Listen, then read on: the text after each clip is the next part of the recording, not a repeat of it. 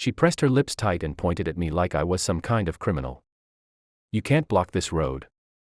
This belongs to the HOA." She shouted, her voice echoing across the quiet woods. I leaned on my shovel, sweat running down my face, and laughed bitterly. "This isn't your road," I said slowly, keeping my voice steady. "This is my hunting path. It's on my deed." But before I could finish, her shiny white SUV growled forward, climbing over the grass like it was her personal driveway. She didn't care about the no trespassing sign nailed to the oak tree. Didn't care that this land was private. She just pressed harder on the gas, kicking up dirt. Her eyes burning with that entitled glare that made your stomach twist. I watched the tires crush the wildflowers I had planted last spring. My fists clenched, but I didn't move.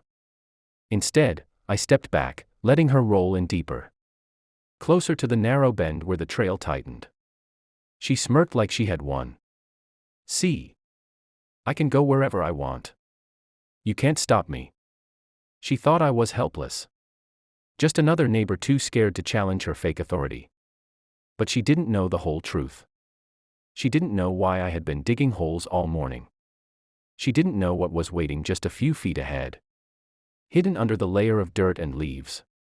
I glanced at the spot, then back at her. "Careful," I muttered under my breath, though she couldn't hear me over the engine. The SUV rolled forward, and for the first time, her smirk flickered into doubt. The path dipped, the tires wobbled. And then, clink. The sound was sharp, metallic, undeniable. Her head jerked up, confusion mixing with fear. That's when I finally said it loud enough for her to hear. "You should have stayed on the road." Her SUV jolted hard, a hiss of air bursting out as one tire collapsed under the weight. She slammed the brakes, panic flashing across her face. "What the hell did you do?" she screamed, jumping out, her expensive shoes sinking into the mud. She circled the car, eyes wide as the front wheel sagged into the ground, the rim biting the dirt. I leaned against the oak tree, folding my arms.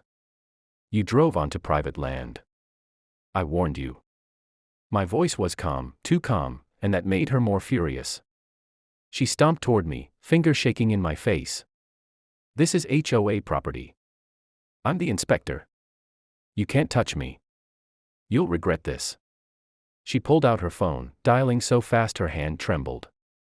"I'm calling the cops right now. You're finished. You're done."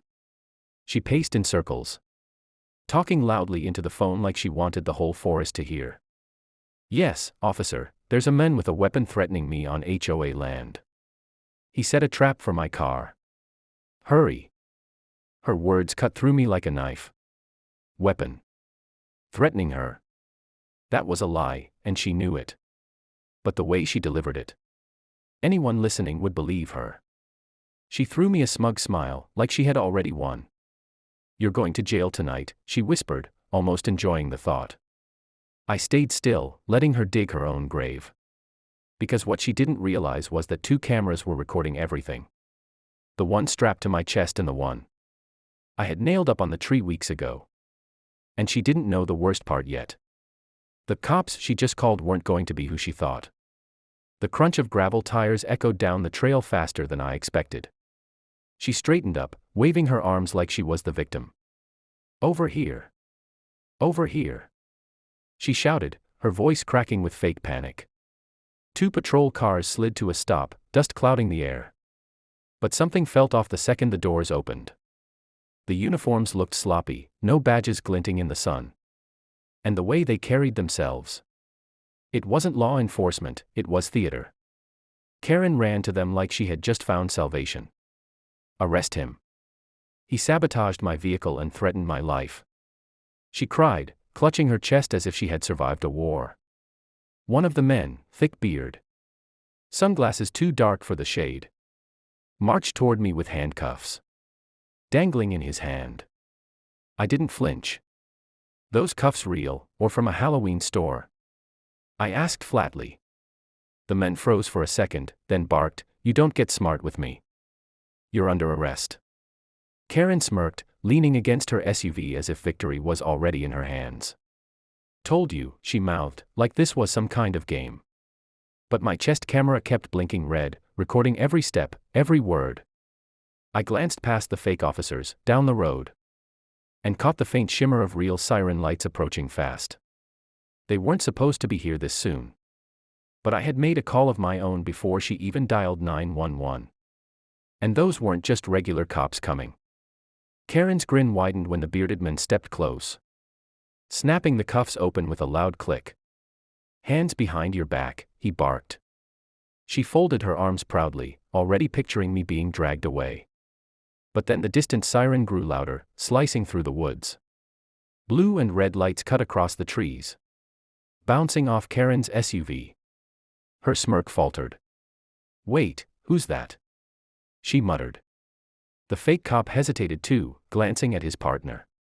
They hadn't expected company. Real deputies rolled up in 2 black and whites, doors swinging open with authority. Their uniforms crisp, their badges shining, their weapons holstered but ready. One of them, a tall officer with a steady voice, called out, "What's going on here?" His tone was sharp, already suspicious. Karen rushed forward, desperate to control the story. "Officer. Thank God you're here. This man attacked me on HOA property. He planted spikes to destroy my car. He threatened me with weapons, and these officers." She motioned toward the bearded man and his buddy. "We're just about to arrest him." But the deputies' faces hardened the moment they looked at the imposters. "These aren't our guys," one of them growled, hand moving to his holster. Karen froze, her confidence slipping. What do you mean?" They're with you." The deputy shook his head. "No, ma'am. And if they touch those cuffs to him, they'll be facing charges for impersonating law enforcement." I finally stepped forward, my chest camera still blinking. My voice was low, almost calm. "Told you to be careful." Karen's eyes darted between the fake cops and the real ones, her breath quickening. For the first time, she looked unsure. Like the ground beneath her was finally breaking. The bearded imposter tried to speak, but the deputies cut him off instantly. "Hands where we can see them. Now." Both fake cops stiffened, their bluff collapsing in seconds. Karen's face went pale as they were disarmed and shoved against the SUV. "This is a mistake," she shouted, her voice cracking. "I'm the HOA inspector. They work for me. He's the criminal." She pointed at me, desperation in her eyes. The tall deputy turned toward me. "Sir, is this true?" I didn't answer right away. Instead, I reached down, tapped the chest camera, and let it play back the recording, her SUV crushing onto my land. Her voice screaming lies into the phone. Her demand to arrest him on property that wasn't hers. The truth echoed through the quiet woods like a hammer. The deputy's jaw tightened. He looked back at Karen. "Ma'am, this land is his. It's on record. You trespassed, destroyed property, and called in false charges. That's a felony." Her knees buckled. No, you don't understand." But the cuffs clicked shut around her wrists, the same sound she had wanted from me. She gasped, twisting against the steel. "You can't do this. I'm the HOA. I run this neighborhood." The deputy leaned in close, his voice cold. "You don't run the law." As they hauled her to the patrol car, I stood there, arms crossed, breathing steady.